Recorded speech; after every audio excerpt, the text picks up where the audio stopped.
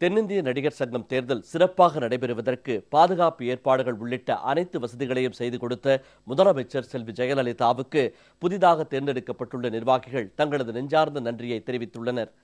தென்னிந்திய நடிகர் சங்க தேர்தல் கடந்த 18ஆம் தேதி நடைபெற்றது.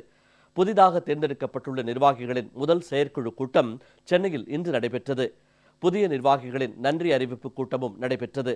இந்த கூட்டத்தில் திரைப்பட தயாரிப்பாளர்கள், இயக்குநர்கள் மற்றும் திரையுலகத்தைச் சேர்ந்த பல்வேறு சங்கங்களின் நிர்வாகிகள் தென்னிந்திய நடிகர் சங்க புதிய நிர்வாகிகளுக்கு வாழ்த்து தெரிவித்தனர்.